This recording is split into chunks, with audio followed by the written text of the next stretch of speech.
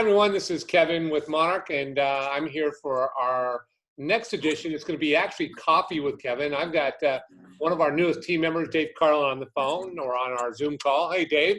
Hello. How you doing this lovely morning? Do you have your coffee already and get up and going? I did. Yeah, I'm on my second cup already. How about yourself?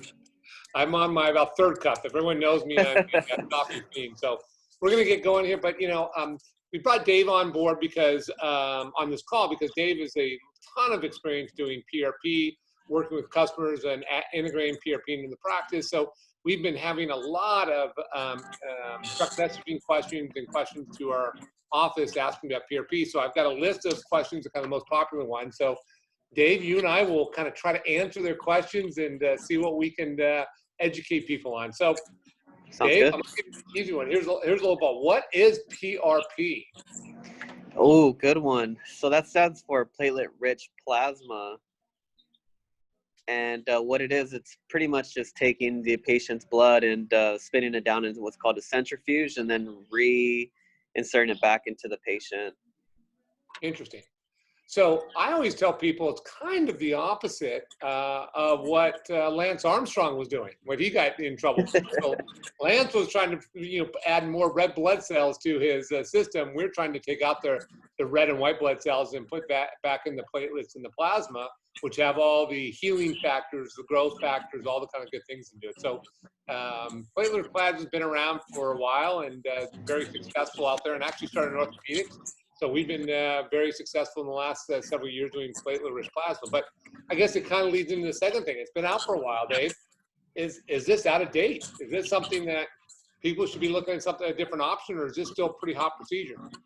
Well, like you said, it was introduced, I believe, back in the 70s for more orthopedic, but just within the last decade, it's been discovered that, hey, it's doing well in the orthopedic world. How about in the aesthetic world? And there's been peer-reviewed studies that show, it's actually great for facial rejuvenation. You have your vampire facial, which is your microneedling pen plus the PRP.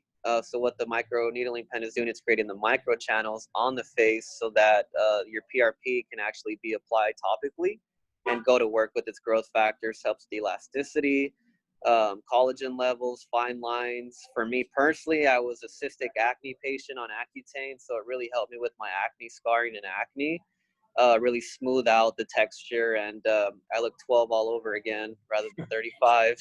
And it helps you grow that hair on their face, right, too? Exactly, yeah, that's one of the side effects. And then also on the scalp, what they found is, again, with different peer-reviewed studies that have been conducted and kind of researched, it also helps with hair restoration, about 30 to 40% increase in hair regrowth. Now, you don't want like a bald Mr. Clean, right?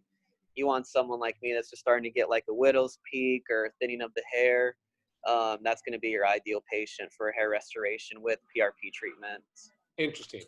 Well, it's kind of funny because you kind of went right into the next question they had is what combination treatments are good for PRP? So you mentioned microneedling. Is there anything else out there that you hear or see people utilizing it for? I know once I get going, I just get so passionate about it, right? Start going into other topics. But yeah, I've heard, on the neck is somewhere that's starting to be researched now, for someone that wants a little tighter neck, more youthful looking neck. Hands, that's been something that's starting to be researched now and applied to, more youthful looking hands. PRP applied to hands with liver spots or, sagging. So they'll microneedle the hand or just inject PRP.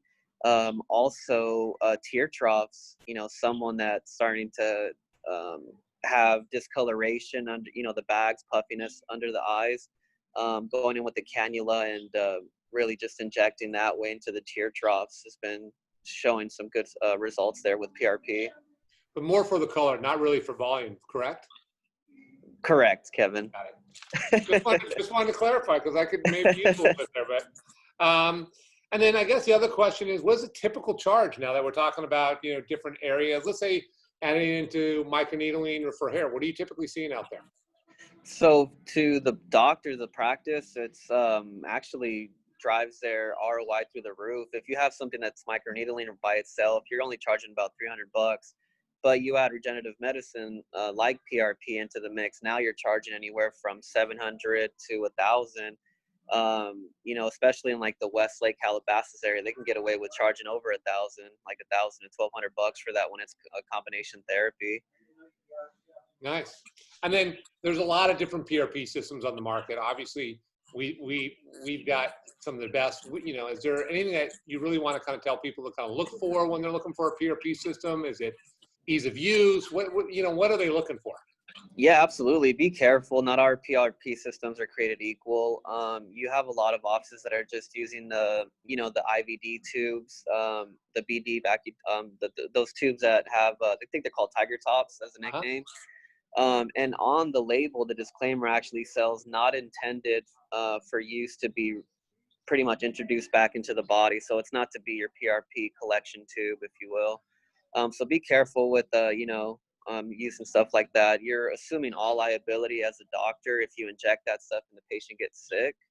So definitely be careful. You want to make sure your PRP system is FDA cleared, and that it's an easy system, you know, from start to finish, that it's no guessing, and that it's continuously tried and true, that it's a repeatable system with your tubes. So, and we have that with our PRP system through PureSpin. And how fast is it to do? Is it, how long does it take to do a treatment or to do this whole process? From start to finish with your spin down of the blood should be anywhere from about 20 to 30 minutes. I would say your bulk of the time is if you have a good MA or phlebotomist that's, you know, taking the blood. Because you have a lot of times where they have no experience and, you know, they're kind of just poking around and not having any success. So you definitely want someone that's trained and knows how to draw blood. So really the toughest part is drawing the blood. What about spinning it? What does that typically take? If you have a finger and you can see the start button, all you need to do is just hit that start button. Easy as that. Does everything for you. As soon as you collect the blood, hit the start on the centrifuge. It's easy as that. Good. And then we know the centrifuge spin time is about 6 minutes. So it's really pretty quick. So start to finish, you're saying 30. That's doing the whole treatment, everything all said and done, drawing blood, whole 9 yards. Exactly. From the time you sit the patient down, collect the blood, spin it down, and then you're ready for the injection portion. It's about 5, maybe 10 minutes for injections. Should be about 20 to 30 minutes, depending on how quick or slow your provider is. Awesome. Well, that's about it for today. We're going to keep it short. Dave, thank you for joining us on Coffee with Kevin here. And if any of you out there have any questions, give us a call at 866-599-5570, or you can email us at info@monarchlaser.com. And you guys have a great rest of the day and find yourself a cup of coffee.